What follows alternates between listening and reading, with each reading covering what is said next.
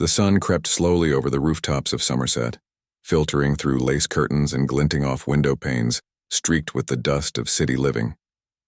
It was still early, too early for the boisterous sounds of traffic, not yet time for the shouts of children on their way to school. But Somerset Park, hidden where Delray met Oak Haven, was already awake. Robins hunted in dewy grass while the distant hum of delivery trucks vibrated through the ground. On the park's north side, an old woman shuffled along the paved path, her cane tapping a soft rhythm. Near the battered basketball court, early morning runners warmed up, headphones tight over their ears, determined to outrun their thoughts. The oak trees, the oldest thing in either neighborhood, spread broad limbs overhead, sheltering the benches below. By the pond, 15-year-old Andre Carter breathed deeply, drawing cool air into his chest. He wore a faded varsity jacket, a gift from his eldest brother, and a bright hopefulness in his quick smile. Andre was always up first in the Carter house. With 3 younger siblings to help ready for school, he knew how precious a moment of silence could be.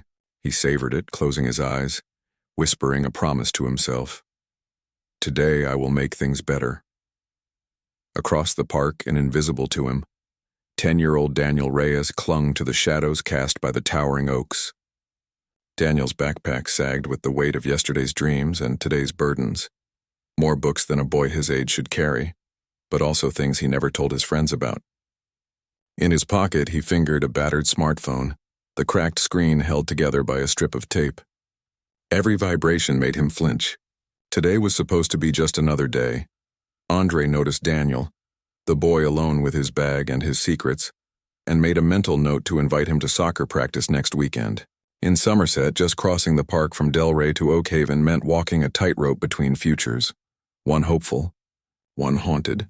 Soon the park would fill, mothers pushing prams, teens skipping class, men in overalls and girls in uniforms. But for this brief moment, Somerset Park belonged to Andre and Daniel, one born to lead, the other born to hide. What neither knew was that today, their paths would cross in a way neither would ever forget, and Somerset would be changed forever. Andre jogged towards the community center, bouncing a worn soccer ball beneath his arm.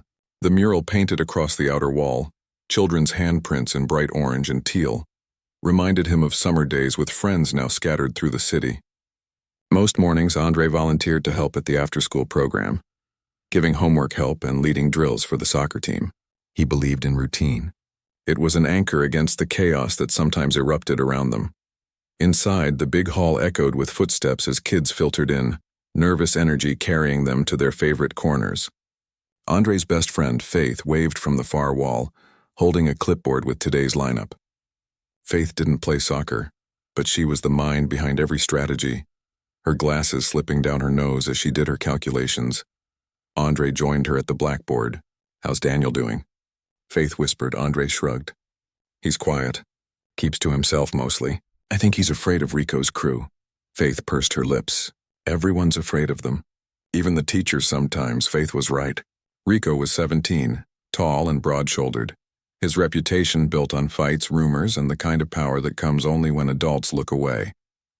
He ran the Haven crew, not a formal gang, but a group that had their own rules, their own language, and their own ways of recruiting younger kids when it suited them.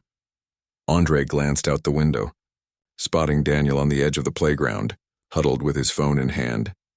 Sometimes Andre wondered what went through the little boy's mind. Quiet behind large brown eyes, his whole body tense as if bracing for bad news. Andre approached Daniel.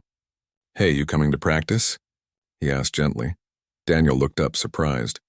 "I don't know. I could use a goalie," Andre offered, smiling. "You're fast." Daniel's eyes flickered, almost hopeful. "Okay, maybe." Andre watched Daniel slip away into the corner, backpack clutched tight.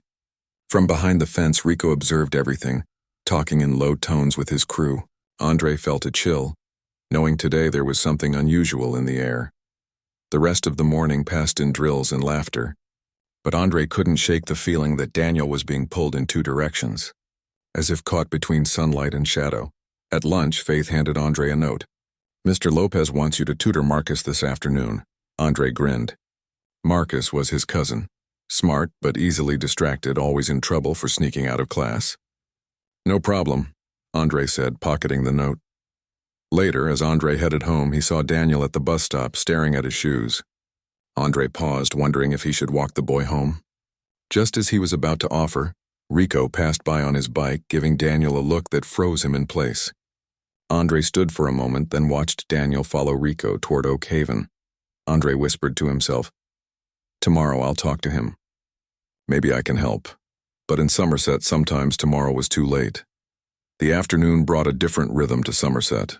Streets filled with buses rattling over potholes, mothers calling from balconies, and elders watching from stoops as children played beneath tangled wires. On the edge of Oak Haven, the air thickened, less laughter, more caution. Here, Rico's reputation was folklore, stories traded back and forth, growing sharper each time. Daniel walked quickly, checking over his shoulder. Rico waited near a broken fence where birds gathered, the kind of place adults rarely ventured. His crew was there too, a loose collection of teens, some older, some just a year or two on from Daniel himself. Their sneakers scraped on concrete. Their jeans hung loose. Their eyes watched Daniel as if sizing him up. Rico greeted Daniel with a nod, tossing a pack of gum at him. "Good job yesterday," Rico said. "I need another favor," Daniel squirmed. He didn't know why Rico had chosen him, never understood the rules. Still, there was something magnetic about belonging, even if belonging came with a price. What is it?" Daniel stammered. Rico pointed to the phone in Daniel's hand. "Take this to the park tomorrow. Bench by the pond. Andre will be there." "Give it to him, then come back here." Daniel's heart thundered. "Why?" Rico's eyes narrowed. "Don't ask questions, Danny. Just do what I say and you'll get those comic books. You like Spider-Man, don't you?" Daniel nodded. Comic books were currency in Daniel's world. Escape, adventure, hope. Rico clapped Daniel on the shoulder. "Don't mess this up." As the sun dipped behind rooftops, Daniel walked home, mind spinning with worry. Every step felt heavier. The world larger. He wondered if Andre would even speak to him, wondered who else was watching. That evening, inside Daniel's small apartment, his mother stirred noodles on the stove. She watched him quietly, sensing a shift in her son's gaze. She'd fought hard to keep him safe, but the city was full of secrets, some too deep for any parent to see. Across town, Andre helped his siblings with homework.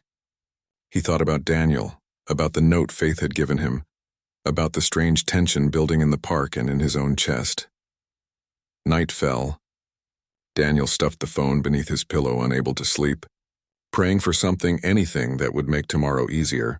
But tomorrow, fate would demand more than Daniel was ready to give. Saturday felt different in Somerset, the kind of day when the sun pushed away every stray cloud and the park teemed with energy. Andre was early as usual. He set up cones for soccer practice and chatted with Faith, who updated the roster with quick flicks of her pen. Today, Marcus was absent, but Daniel's name was circled. Andre paced by the pond, scanning for Daniel. He saw him across the lawn, clutching his backpack, head down. Daniel's steps were deliberate. Rico watched from a distance, arms folded, his crew scattered like sentinels along the park's perimeter. Faith joined Andre on the bench. "You worried about Daniel?" she asked. "Maybe," Andre admitted. "He's scared, and I think he's tangled up with Rico."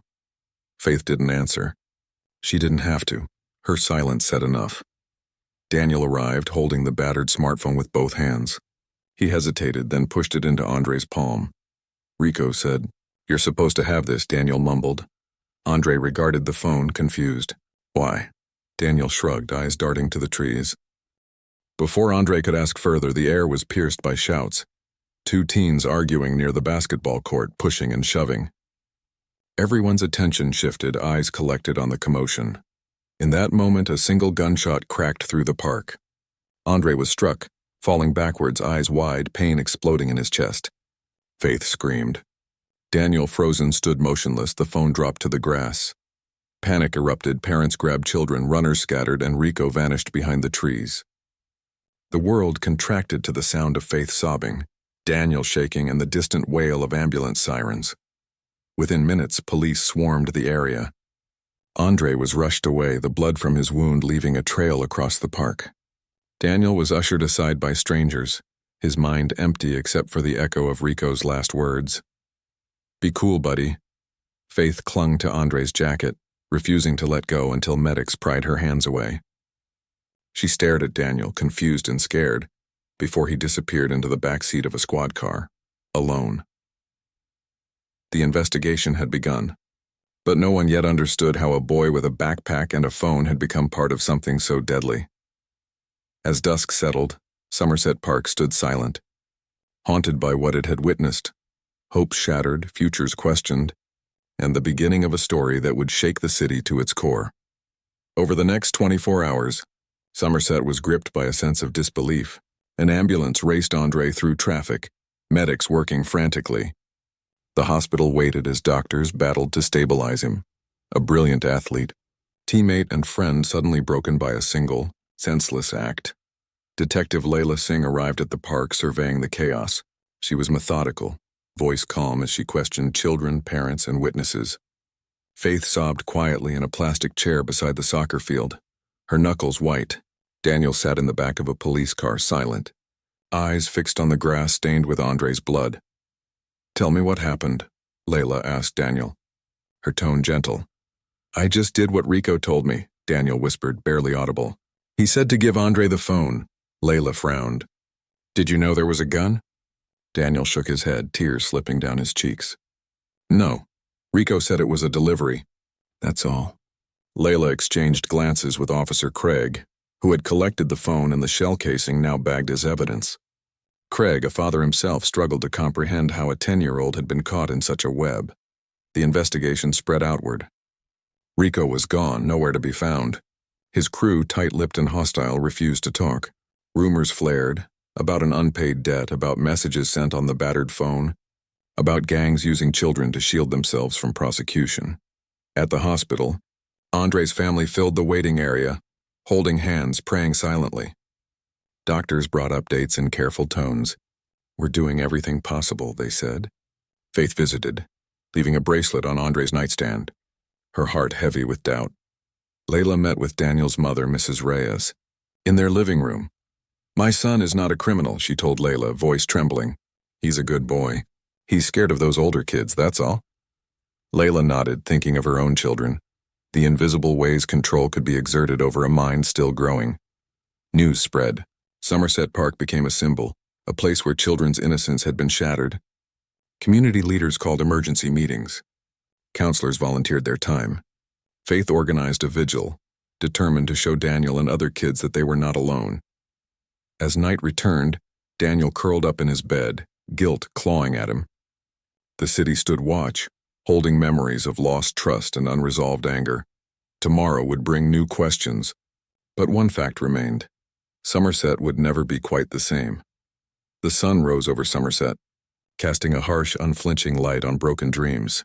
News crews arrived at the park, cables and microphones snaking through the grass. Anchors spoke somberly about childhood, cities, violence, and fear. Andre's name became a hashtag. The benches overflowed with flowers, carnations, lilies, homemade cards with trembling handwriting. The phone Daniel had delivered became the centerpiece of the investigation. Layla Singh spent hours analyzing its contents.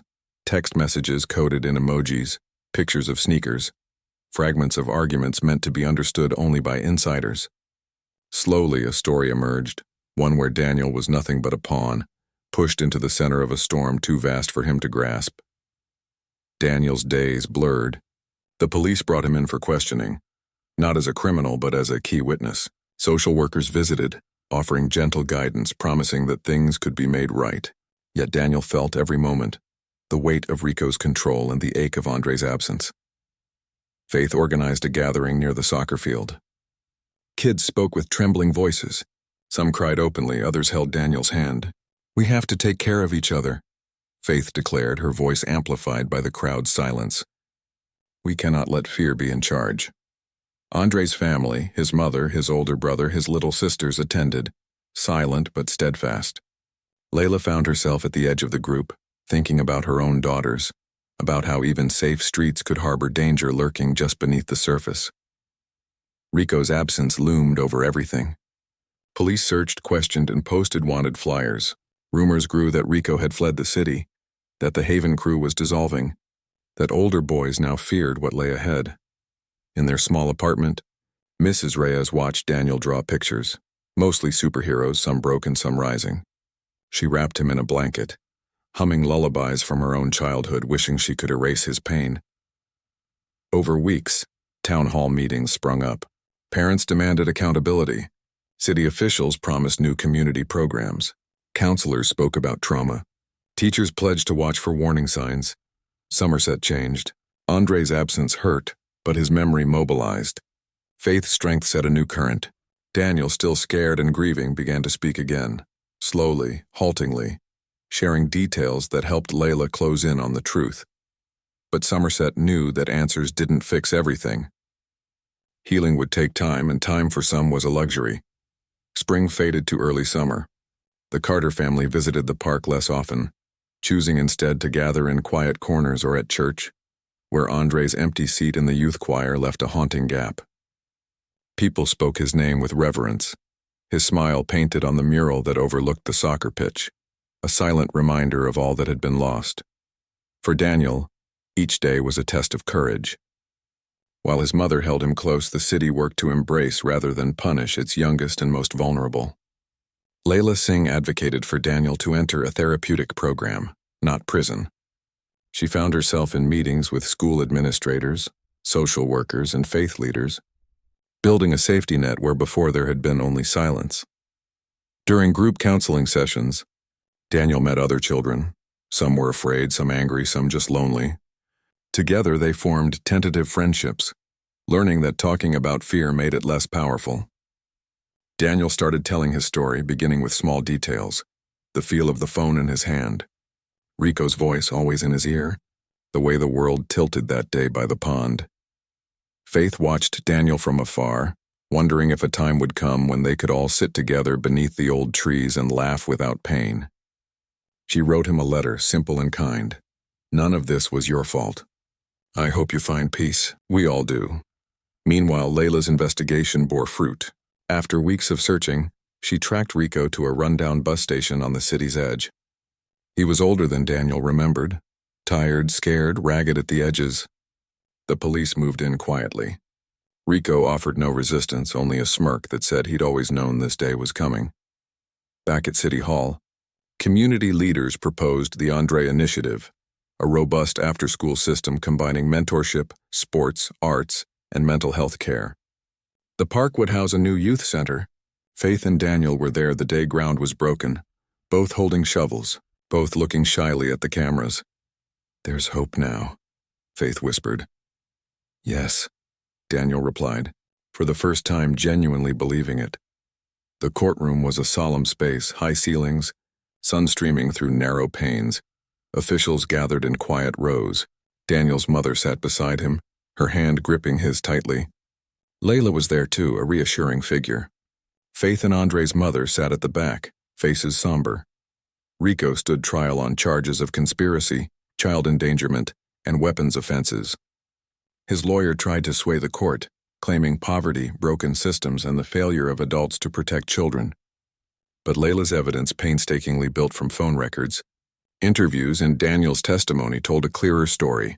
Manipulation of the innocent, use of youth as shields. Daniel spoke, voice shaking but determined. I didn't know what would happen. Rico told me it was a game.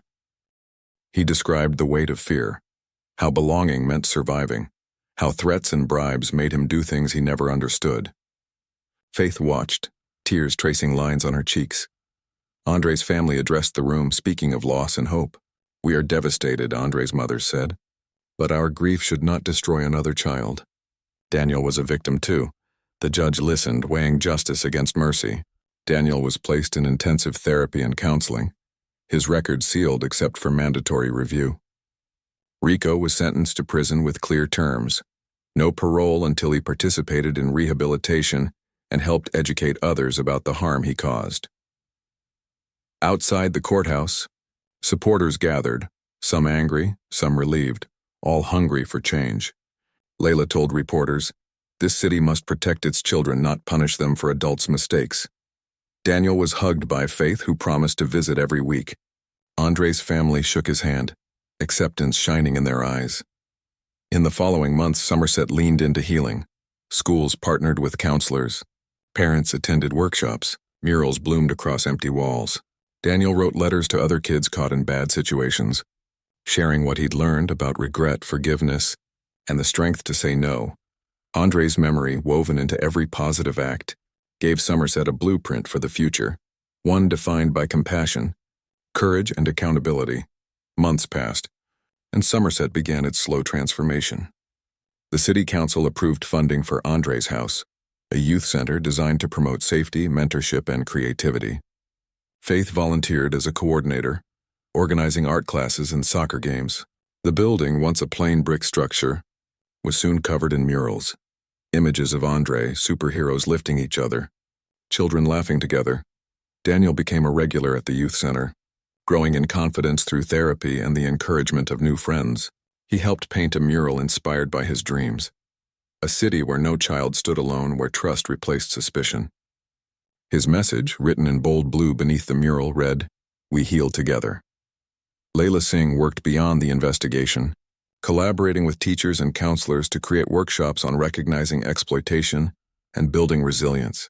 She spoke at schools telling the story not just of crime but of healing and hope. Rico's case became a catalyst for reform. Lawmakers reviewed policies about minors, conspiracy, and community accountability. New programs emerged, focusing on intervention before children could be drawn into criminal acts. Andre's family continued to attend vigils, meet affected parents, and support the growing movement.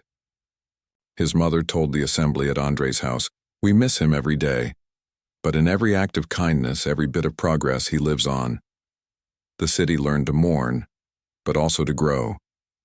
Somerset Park, once haunted by tragedy, brimmed with laughter again as children reclaimed their place beneath the old oaks.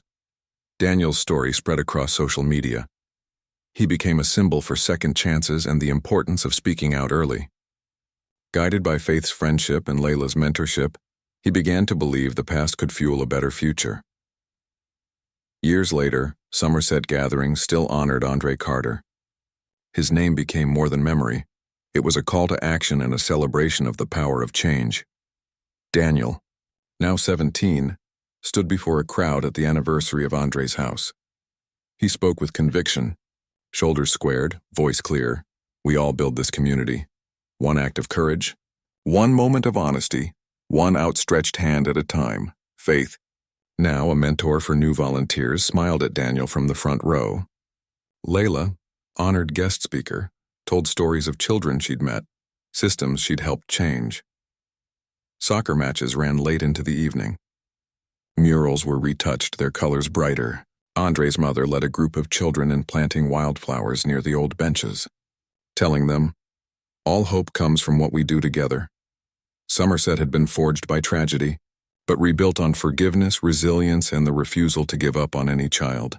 The city kept growing, learning, never perfect but no longer paralyzed by its past. Daniel's story inspired many. He volunteered, writing letters to kids struggling to find their way. "You are not alone," he told them, "and your story can help others." From the shadows of a single destructive moment, Somerset emerged as a beacon, a model for every city that wondered if it was possible to heal and protect its children, not simply punish or abandon them. As dusk returned, laughter once again echoed beneath the oaks. Somerset was alive, carrying Andre's spirit, carrying Daniel's resolve, and promising always that light would follow every darkness.